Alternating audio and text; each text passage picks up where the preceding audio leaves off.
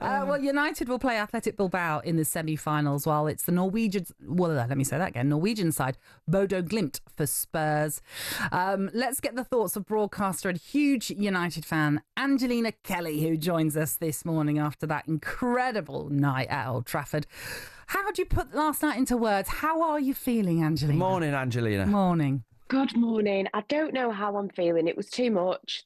It was far too much for me. And I was watching it here in London, and I was in the pub, and for context, I'd had a really early start. I'd been up since like 6 o'clock in the morning, and when you're thinking, I need this game to end, I'm so tired, and I'm like, I can't do another half hour, but I stuck it out and I got through it.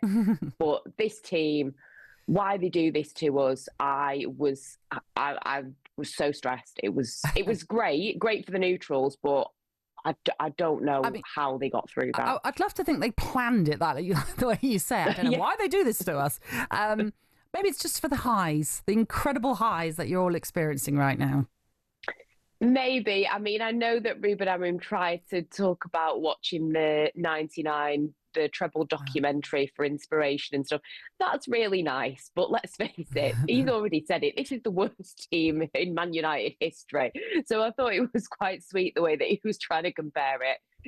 Arguably one of the best Man United teams with one of the worst. But I mean, end of the day, they got the job done. Manchester United, in my opinion, did deserve to win the game when you look at the first 90 minutes, because we were in control. We're in control for about 70 minutes, and then it just fell apart. And it's what happens week in, week out with our seasons, that we have chances, we seem like things are going okay, and then they just end up messing it up.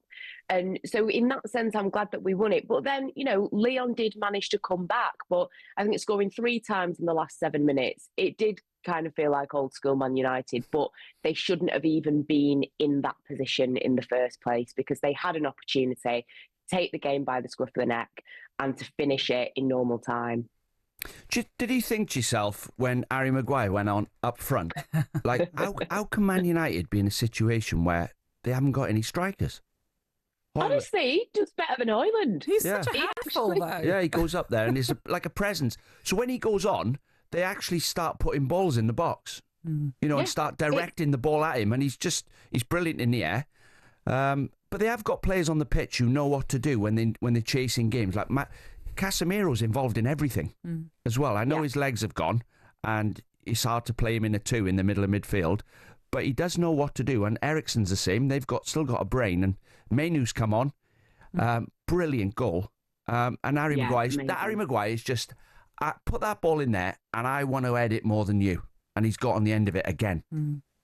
This is it, and this is maybe where the experience of these older heads that we've got, it does come to fruition. Casemiro, the way that he's kind of, I was going to say wormed his way back in. That sounds a bit negative, because he's actually been really good. But the way that he's just kind of got back into this team, you look at someone like Harry Maguire, like you say, he was fantastic. Kobbie Mainoo, fantastic. Like you say, Eriksen and Casemiro, legs are gone, but they still have a great reading of the game and understanding. But it was just the thing with Rasmus Højlund, it's just damning, isn't it?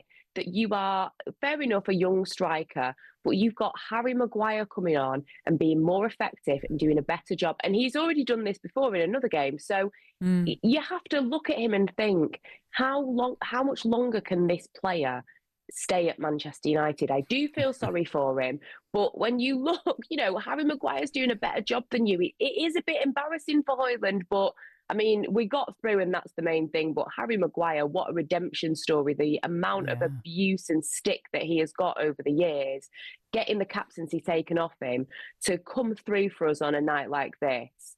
People argue that he shouldn't have got the contract extension, but even if you keep him for an extra year, just to be able to do things like that whilst we're in this, really sticky, uncomfortable period of time, not having the right players, he's effective. Yeah, popping up with late goals, which is really important, obviously. Just finally, with Ruben Amorim, afterwards, he sort of spoke about how important this result will be in terms of building a connection with the fans and the players. He said it could be quite a defining moment, really, for them. Do you see it as a turning point, perhaps? I know that the league season has been awful and disappointing, but in terms of that connection, like I've mentioned, do you think that is something that has been missing and could turn out to be a positive going forward with Ruben Amorim? I think so. I mean, like I say, maybe I've been a little bit critical that they should have, killed the game off in the first 90 minutes. And I think a lot of people would be frustrated about that.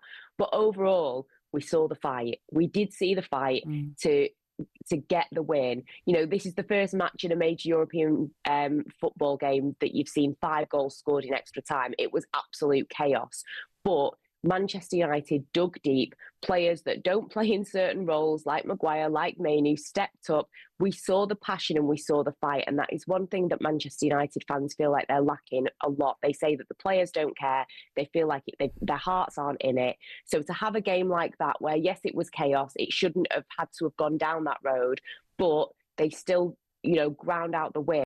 I think that will do wonders for the atmosphere at Old Trafford, the games at Old Trafford. And I think a lot of people now will be actually looking forward to the Wolves game at the weekend, because people are expecting now to see a little bit more of that fight, perhaps. All right, Angelina, pleasure as always. Enjoy the celebration still, I'm sure. Great to have you with us. 03717 223344. Get your calls in to us, Manchester United fans. Angelina was there just saying about Harry Maguire and how he had been one of those players that a lot of fans had wanted out of the club. But is it a redemption story for him? Is he the hero that we should now be talking more positively about? Why not get in touch and let us know? By the way, Vinny in Telford, he's owned up. Went to bed after 90 minutes. Couldn't believe the result checking this morning. I'm a disgrace. So says Vinny. If you want to own up, why not do the same? You can call us on 03717 223344. You can message us on that number and text us to 81089. We're having some fun next with the Good Friday front pages. talkSPORT Breakfast, waking you up Monday to Friday morning from 6 a.m. on AM, on DAB, via the talkSPORT app and on your smart speaker. talkSPORT.